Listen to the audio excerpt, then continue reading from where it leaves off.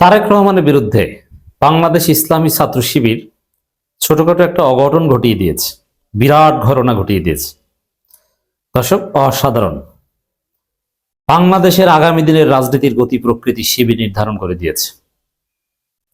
বাংলাদেশে এক নতুন ইতিহাস সৃষ্টি করেছে শিবির। আগের বাংলাদেশ আর কোনোদিন ফিরে আসবে না। হাসিনার বাংলাদেশ আর কোনোদিন ফিরে আসবে না। বাংলাদেশে কেউ আর ফেসিবাদ কায়েম করতে পারবে না। মাসেলস পাওয়ারের রাজনীতি বাংলাদেশে আর চলবে না। ক্যাম্পাস দখলের, হল দখলের, গেস্ট রুমের রাজনীতি বাংলাদেশে আর চলবে না। তাতে বিএনপি ক্ষমতায় আসুক আর জামাত ক্ষমতায় আসুক অথবা আওয়ামী লীগ ফিরে আসুক, এই গতি প্রকৃতি শিবির নির্ধারণ করে দিয়েছে। দর্শক, শিবির রাজপথে বিক্ষোভ মিছিল করেছে। ছাত্রদল একটু চালাকি করেছিল। মিথ্যা অভিযোগে, গায়েবী অভিযোগে, বিএনপির জিয়া বটফোর সৃষ্ট বানোয়াট কাল্পনিক অভিযোগে আমিরে জামাতের বিরুদ্ধে বিক্ষোভ মিছিল করেছে ছাত্র দলের বস্তির পোলাপান। কারণ ঢাকা বিশ্ববিদ্যালয়ে যারা মিছিল করেছে, স্পষ্ট প্রমাণের ভিত্তিতে বলছি, বেশিরভাগই বস্তি থেকে ভাড়া নেওয়া হয়েছে। ওরা কেউ ছাত্র না। ছাত্রদের নিয়ে মিছিল করার কোনো যোগ্যতা ছাত্র দলের নাই।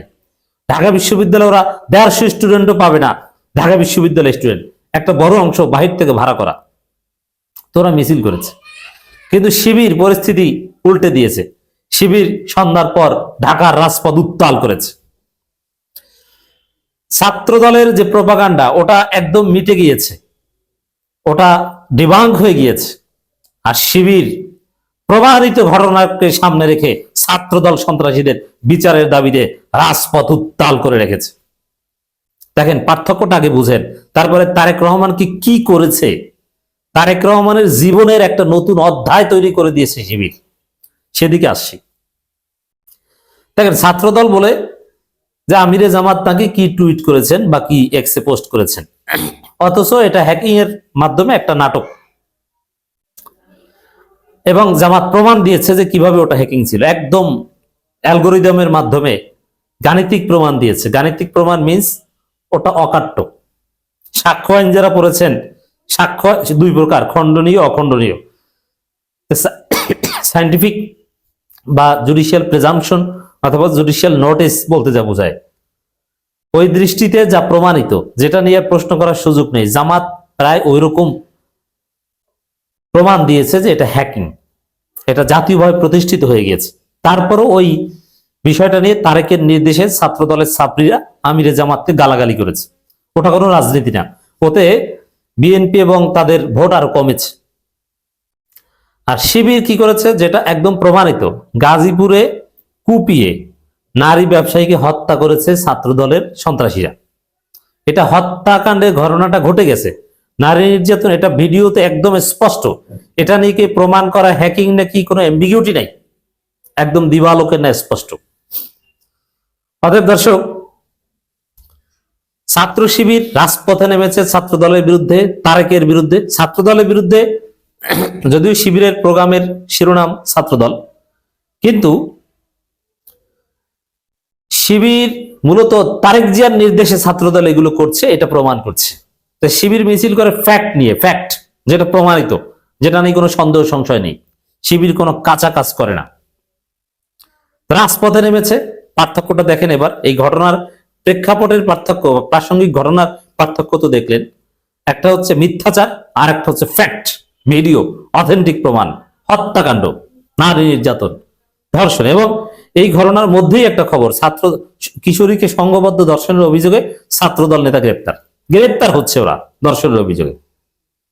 নিয়মিত এরকম ধর্ষণ, নারী নির্যাতন, হত্যা এগুলো ওরা করছে। এগুলোর বিরুদ্ধে শিবির মিছিল করেছে। আর মিছিলের কোয়ালিটির পার্থক্য দেখেন।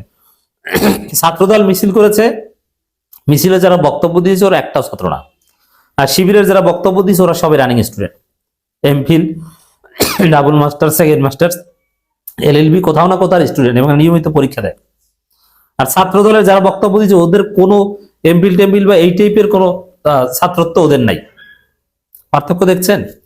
এরপরে ছাত্র দলের মিছিলে যারা ছিল মহানগর থেকে ভাড়াটিয়া এবং বস্তি থেকে ভাড়া করে অনেক কেনেছে। কারণ ছাত্রদল এখন কেউ করে না, লোক পাওয়া যায় না। কিছু বুইরা প্যাটমোটা এদেরকে নিয়ে এসেছে। আর শিবিরের এই মিছিলে যারা ছিল এরা সবাই অরিজিনাল স্টুডেন্ট এবং রানিং স্টুডেন্ট এবং শিবিরের জনশক্তি। ছাত্র দলের মিছিলে অল্প কিছু কয়েকশো লোক ছিল, আর শিবিরের মিছিলে হাজার হাজার টকবগে তরুণ। পার্থক্য বুঝছেন? এবং দেখেন একটা পার্থক্য দেখাই, মজা পাবেন।